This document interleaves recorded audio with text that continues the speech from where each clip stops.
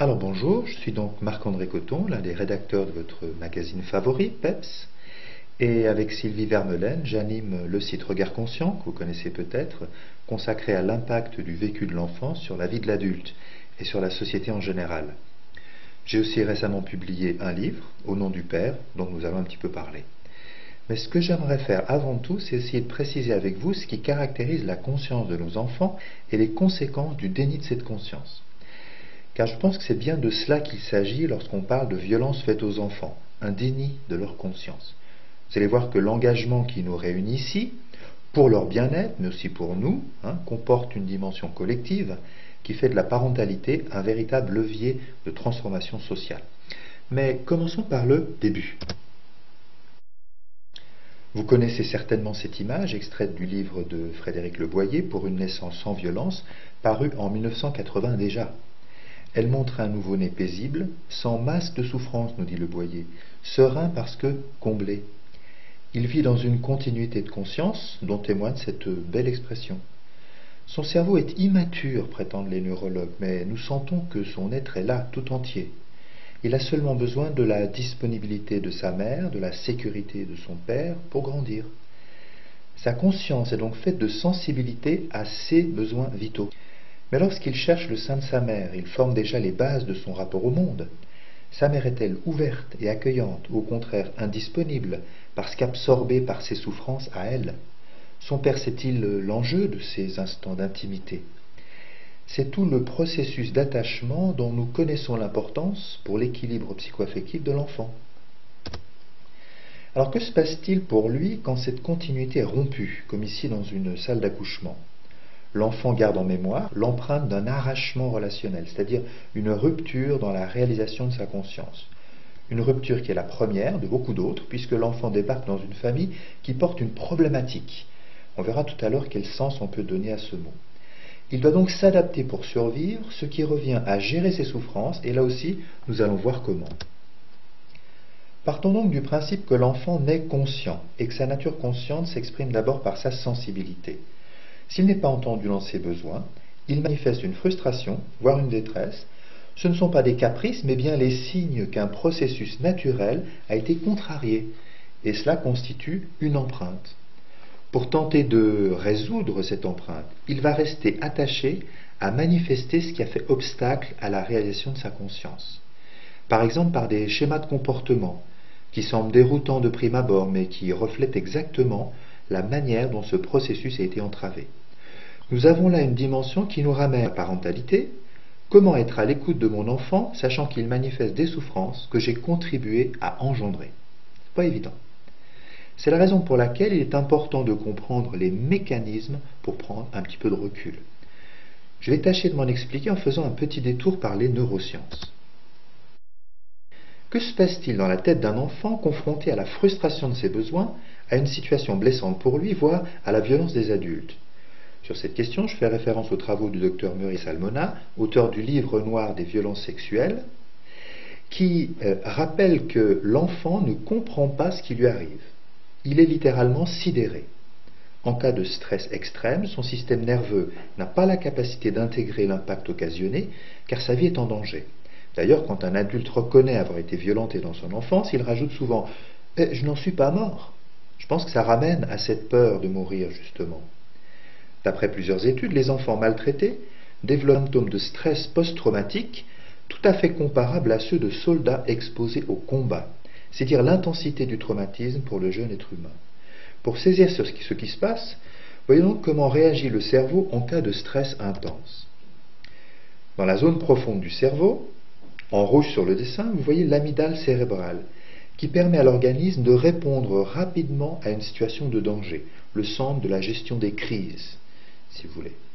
En bleu, vous avez l'hippocampe vers le cortex préfrontal, qui nous permettent ensemble d'intégrer nos expériences et de construire notre mémoire consciente. En temps normal, l'influx émotionnel passant par l'amygdale est naturellement traité par l'hippocampe et le cortex cérébral, c'est-à-dire par la conscience. Il y a donc une intégration progressive de l'expérience vécue et notamment de sa dimension émotionnelle. En cas de stress intense, l'amygdale court-circuite l'hippocampe pour répondre rapidement au danger en produisant de l'adrénaline et du cortisol, qui stimulent l'activité cardiaque et musculaire. Mais si le stress est trop intense, il y a surproduction de ces hormones, avec un risque de mort pour l'organisme, un arrêt cardiaque par exemple. Le cerveau enclenche alors un mécanisme de sauvegarde qui isole l'amygdale à l'aide de puissantes endorphines, qui sont, rappelons-le, comparables à des drogues dures. C'est ce que les neurologues appellent le mécanisme de la dissociation traumatique. Conséquence, la réponse émotionnelle est éteinte, même si les violences continuent. Cette forme d'anesthésie donne à l'enfant maltraité, plus tard à l'adulte, une sensation d'irréalité, de déconnexion, voire d'indifférence et de mépris pour la souffrance. Mais souvenons-nous que la charge émotionnelle n'a pas disparu. Elle n'a pas été intégrée par le système nerveux, elle reste piégée dans l'amygdale. Et cette mémoire traumatique va ressurgir au moindre stimulus rappelant le traumatisme initial, ce que j'appellerais une remontée émotionnelle. Le vécu sensoriel est alors comparable à l'empreinte initiale, donnant à la personne le sentiment de revivre le traumatisme. C'est comme si le passé faisait irruption dans le présent, comme si le temps était aboli, c'est très angoissant. Généralement, car nous verrons qu'il y a une autre issue qui est l'accueil conscient de la remontée émotionnelle, l'ancienne victime va alors réactiver le mécanisme de la dissociation. Elle va augmenter son taux d'adrénaline par le biais d'une activité frénétique, de prise de risque ou de divers types de violences dirigées contre elle-même ou contre autrui. Nous avons là ce paradoxe que l'exercice de la violence, notamment contre autrui, permet à l'agresseur d'anesthésier sa propre souffrance. Mais cela perpétue évidemment le cycle de la violence, notamment au travers des enfants. D'un strict point de vue neurophysiologique, c'est la raison pour laquelle les anciennes victimes tendent à reproduire les violences qu'elles ont subies.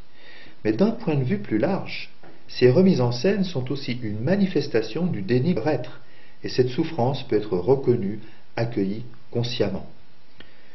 En disant par exemple, c'est vrai, j'ai souffert dans mon enfance et ma souffrance a des conséquences sur le présent, je peux rendre à mes parents ces violences qu'ils m'ont infligées et qui ne m'appartiennent pas, et je peux souhaiter ne pas les reproduire sur mes enfants. Alors bien que dramatique, une remise en scène, nous parlerons aussi de rejouement, est donc encore une expression de notre nature consciente. Alors comment comprendre une telle chose d'un point de vue collectif ?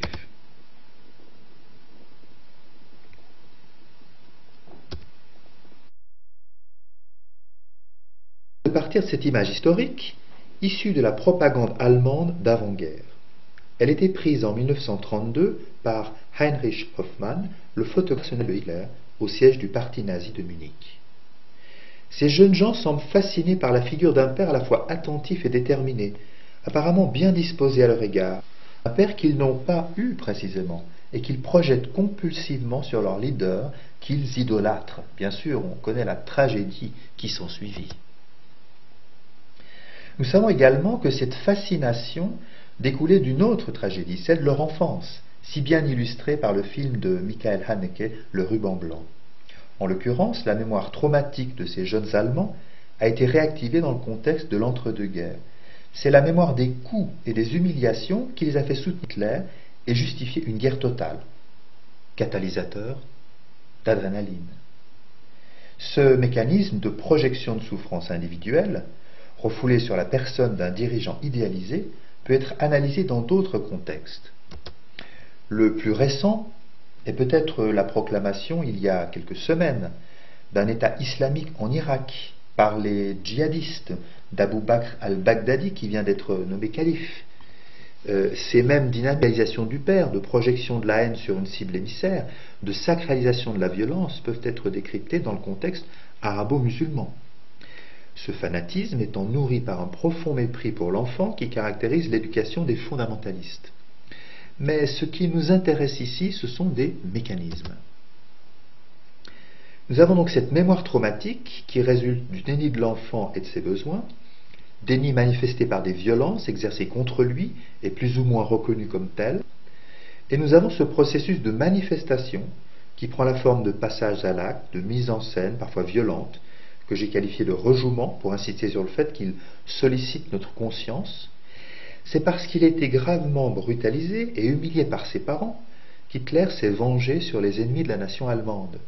C'est pour la même raison que les Allemands l'ont suivi. Aujourd'hui, c'est parce qu'ils ont été anéantis par leurs éducateurs que sunnites et chiites s'entretuent au Moyen-Orient. Voilà le genre de prise de conscience que la notion de rejouement peut apporter. Il s'agit là évidemment d'exemples extrêmes, d'une lecture simplifiée des événements, mais un travail personnel m'a montré avec quelle précision le vécu de l'enfance affleure à la conscience par l'inexorable mécanisme du rejouement. En dépit de son caractère douloureux, il nous offre ainsi l'occasion de nous en libérer peu à peu. J'aimerais donc vous en dire un peu plus maintenant, prenant pour exemple l'histoire d'un qui, paradoxalement, n'était pas un partisan de la punition. Une photographie du petit Burrhus Frederick Skinner, qui sera l'un des fondateurs du behaviorisme, ce qu'on nomme aujourd'hui la psychologie comportementale. Il naquit au début du XXe siècle en Pennsylvanie, États-Unis, et comme le montre cette image, c'était un enfant sage, c'est-à-dire très éduqué. Comment sa nature consciente a-t-elle été traumatisée et quelle forme va prendre le mécanisme de rejouement dont nous avons parlé à l'instant? Sur un plan plus général, comment le déni dont il a fait l'objet va-t-il entrer en résonance avec la société américaine et finalement marquer toute la psychologie de l'après-guerre? Pour le comprendre, je dois d'abord parler du regard qu'on portait à l'époque sur le nourrisson, de la manière dont les tout jeunes enfants étaient traités. Voici une brochure publiée à l'intention des jeunes mères par le pionnier de la pédiatrie américaine, le docteur Luther Emmett Holt, paradoxalement intitulée Save the Babies, Sauver les bébés. Et voici ce qu'on peut lire. Le nouveau-né doit être placé dans une pièce tranquille et sombre et ne pas être mis au sein avant 5 ou 6 heures. Dans les premières 24 heures, il ne doit pas téter plus de 4 fois. Dès le 3e jour, il doit être allaité toutes les 3 heures, mais jamais plus de 20 minutes. L'allaitement doit être réglé par l'horloge. Dans un autre livre, il écrit « S'il suce ses mains, on peut l'en empêcher en lui mettant des gants ou en attachant celles-ci sur le côté pendant son sommeil. » En d'autres termes, non seulement le bébé est privé de besoins essentiels comme la présence physique de sa mère ou l'allaitement à la demande, mais l'expression de ses souffrances, la succion du pouce par exemple, sont sévèrement réprimées. Revenons au jeune Skinner, issu qui plus est d'un milieu très victorien. Dans une autobiographie, il écrit que sa mère faillit mourir en lui donnant la vie. Il fut brutalement séparé d'elle et en a souffert. On sait par exemple que ses parents se plaignaient de ses cris nocturnes. Comme je l'ai indiqué, le maternage était à l'époque réglé par l'horloge, surtout dans la bourgeoisie. Il ne fait donc guère de doute qu'il n'a pas été nourri à la demande, mais bien éduqué pour le nourrissage que pour la propreté. Une véritable torture pour le nourrisson dont les organes ne sont pas prêts à cela, et donc la formation inévitable d'une mémoire traumatique. Nous verrons qu'une mise en scène de ce maternage défaillant s'est matérialisée dans son œuvre scientifique. De façon à mon sens révélatrice, ces recherches se sont en effet portées sur le moyen de conditionner des animaux de laboratoire en contrôlant leur nourriture dans ces fameuses boîtes de Skinner. Un peu comme s'il faisait subir à ses cobayes ce qu'il avait lui-même subi sans pour autant le comprendre. Plus tard, sa mère condamna également sa sensualité, et Skinner écrira qu'il était terrifié à l'idée d'être découvert en train de se masturber. En pareil cas, sa mère avait menacé de l'écorcher vif. Leur nom de famille, Skinner, signifie justement l'écorcheur. Cela nous ramène à la violence de son éducation, dont Skinner s'est déconnecté, même s'il se rappelle avoir été puni. Il écrira ne s'être jamais remis de la peur de l'enfer, une véritable torture spirituelle, écrivait-il, et il évitait donc soigneusement la désapprobation parentale. Bien qu'opposé au châtiment corporel, il va inventer une nouvelle méthode de conditionnement qu'il appellera le renforcement positif. J'y reviens dans un instant, mais essayons d'abord de faire le point. Quel impact le vécu de l'enfance, traumatisant, a-t-il pu avoir sur la personnalité du scientifique? Cela m'amène d'abord à préciser ce que j'entends par problématique. Je veux parler de la gestion, plus ou moins valorisée socialement, d'un ensemble de conséquences découlant du vécu traumatique de l'enfant et de sa famille. Elle peut se manifester par des symptômes comme des crises d'angoisse, des phobies, des troubles compulsifs, ou encore des épisodes dépressifs. Il peut s'agir de schémas de comportement ou de mouvements d'humeur, d'attitudes décalées face à la réalité. Pour faire court, c'est une structure d'adaptation manifestant chez l'adulte le déni de la conscience de l'enfant qu'il ou elle a été. Qu'en est-il de Skinner?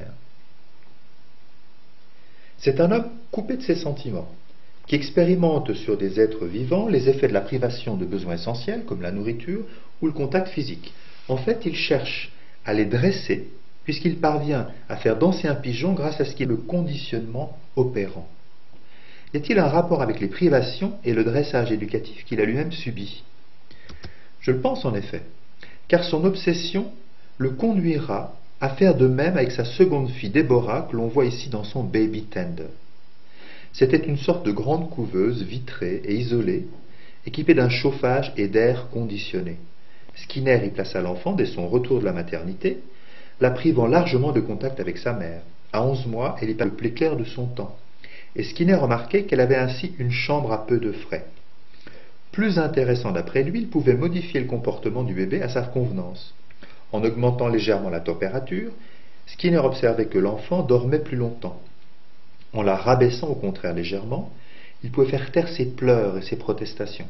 Voilà le genre de mise en scène que Skinner a élaboré en réponse au traumatisme de sa petite enfance. À son insu, c'est-à-dire que sa conscience s'est exprimée au travers de rejouements assez complexes, il faut l'admettre, à son insu, sa conscience s'exprimait. Il aurait pu accueillir ses souffrances, c'était un homme capable d'une grande introspection. Mais il ne l'a pas fait, sans doute pour ne pas ressentir justement la désapprobation de ses parents. Nous allons maintenant ouvrir la boîte de Skinner pour voir comment le scientifique a théorisé la chose. Il y a là un passage au concept qui me paraît important pour comprendre la notion de rejouement collectif cette fois.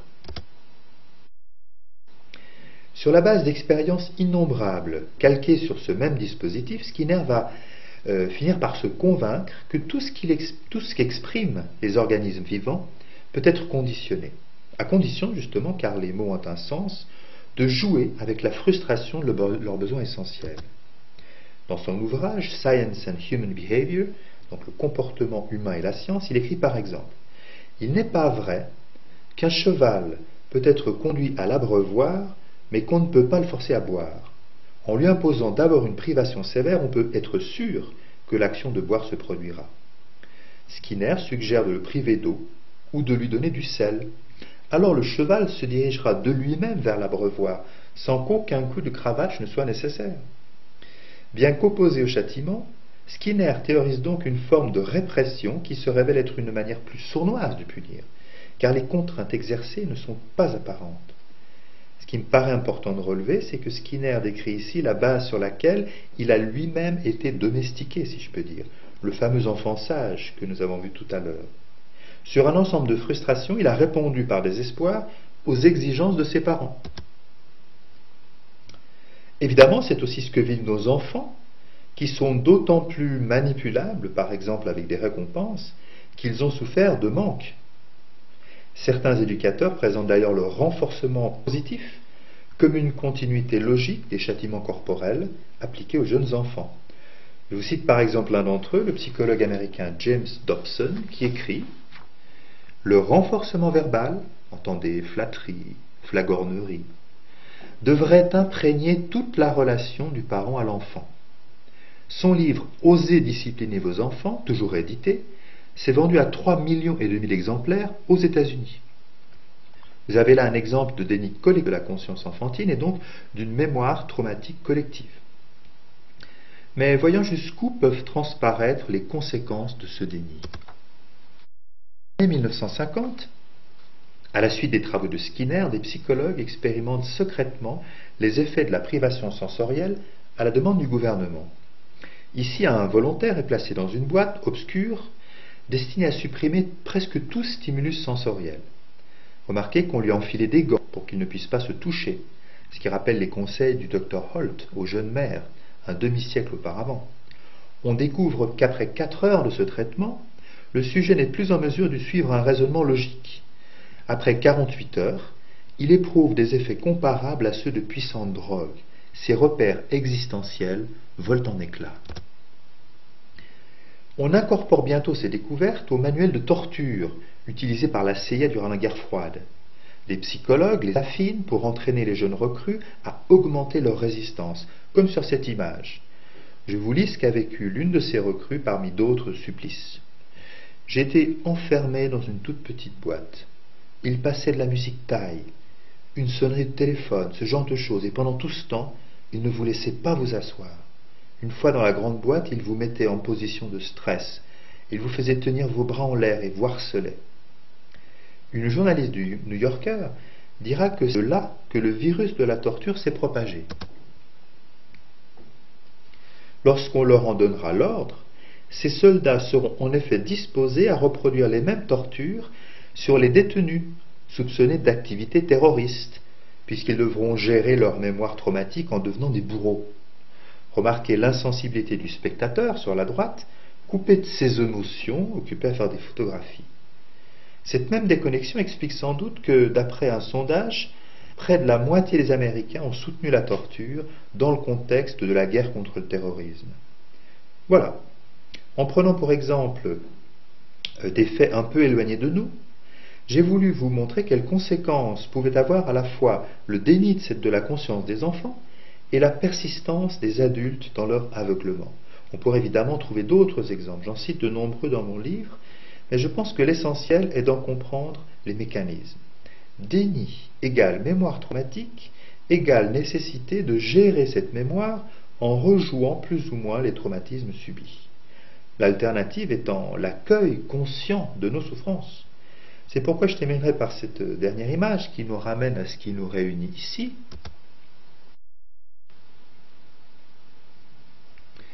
L'enfant est un être conscient, mais ce n'est pas comme cela que nous le considérons généralement. Nous le voyons au travers de nos projections, soi parfait.